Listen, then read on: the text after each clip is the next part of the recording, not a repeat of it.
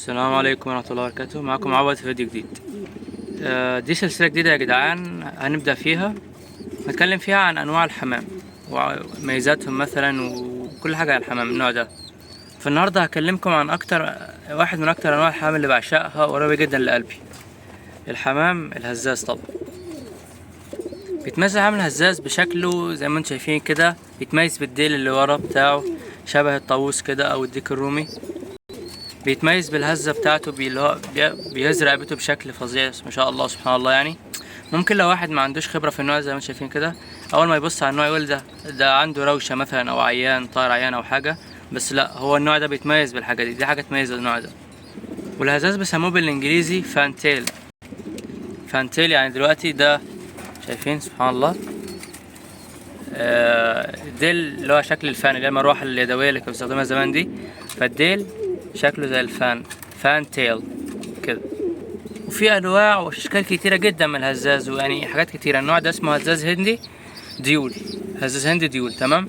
اسمه ديول ليه يا جدعان؟ ديول عشان زي ما انتم شايفين كده الجسم كله لون والديل لون تاني. زي ما انتم شايفين ابو راعي جسمه كله ابيض والديل لونه اسود. مراد براعي جسمها كله ابيض وديلها لافندر.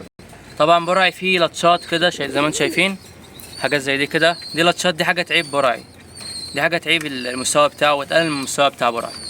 بس انا متجوز لانتايه ما فيهاش اي لطشه بفضل الله، يعني حاجه مستوى ما شاء الله يعني اهي.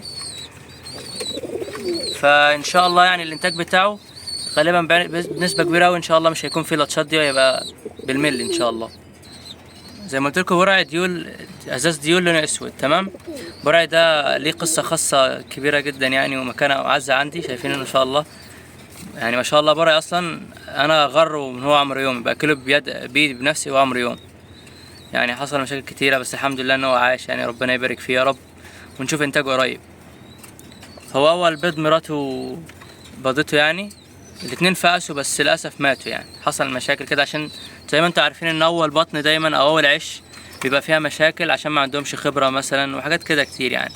فده طبيعي، محدش يزعل لو لسه اول عش الحام بتاعه او الطير بتاعه العصافير ايا كانت بقى ما انتجتش، او اول عش البيض ما فقسش، او اول عش البيض ما كانش متخصب، او البيض فقس والطيور ماتت وهم قتلوهم بالغلط. فيا جدعان ده كل حاجات طبيعيه ما تخافوش يعني، وربنا بيكرم في العش التانية بعون الله.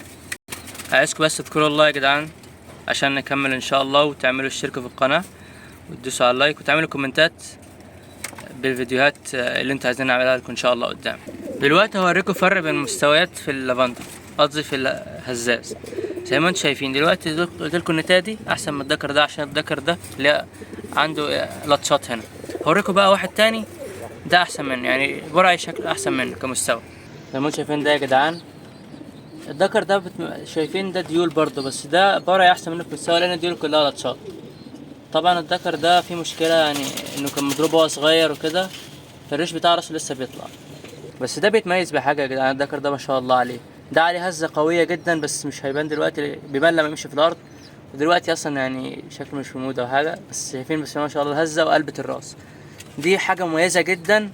عشان كده انا اتمسك بالدكر ده، تديله انتاج كويسه ويجيب لك انتاج فيهم احسن ميزات في الهزاز كله ان شاء الله. يعني تبارك الله اذكر الله. شايفين القلبه بتاعته يا جدعان بسم الله ما شاء الله. الدكر ده بسم الله ما شاء الله، يعني زمان كنت انا بربي ارضي. تمام. فالدكر ده كان بيتشقلب حرفيا، يعني بيقلب على ظهره بسم الله ما شاء الله من شدة القلبة بتاعته، من شدة النور. شايفين سبحان الله بسم الله ما شاء الله تذكروا الله يا جدعان.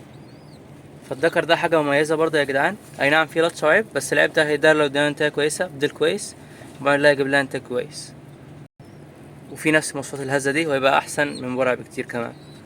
نيجي بقى لحتة الانتاج يا جدعان. الهزاز طبعا زي اي حمام الانتاج بتاعه سهل جدا، يعني من الحمام اللي انتاجه سهل بفضل الله ما شاء الله عليه يعني.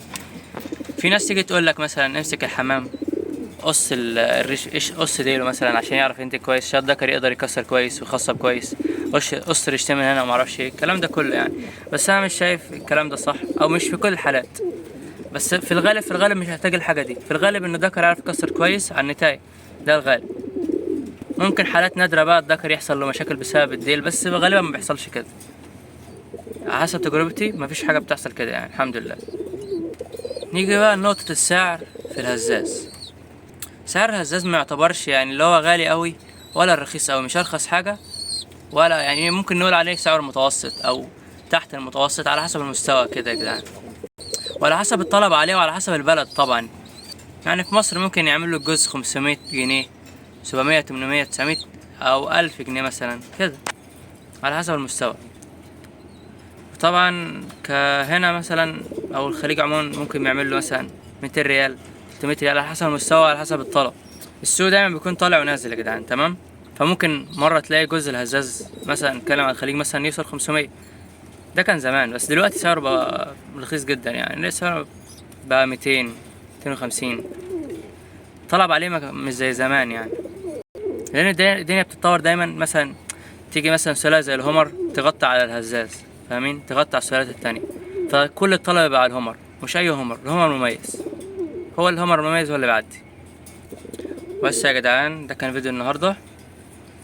وطبعا زي ما انتم شايفين دي السائله انا عاملها لهم، حطيت لهم فيتامينات زي ما انتم شايفين، مالتي فيتامينز، عشان الدنيا مش مظبطه اليومين دول، تغيرات جويه وتقلبات والجو ده كله، ربنا ييسرها بس على الطيور بتاعتنا ويحفظهم يا رب. ده كان الفيديو بتاع النهارده، ما تنسوش تشتركوا في القناه وتعملوا لايك وشير للفيديو عشان تعمل فايده ان شاء الله، تكتبوا كومنتات باي حاجه انتوا عايزينها عشان اعملها لكم ان شاء الله. واستنوا السلسله دي دايما، تستنوا فيديوهات كتيره في السلسله دي بعون الله. هنعمل عن اغلب انواع الحيوان بعون الله، بس ان شاء الله احاول اي نوع اصوره، اي نوع يعني اتكلم عنه اكون اصوره بنفسي، مش عايز اجيب صور من النت والكلام ده. فعشان كده ان شاء الله استنوا حاجات كويسه جدا.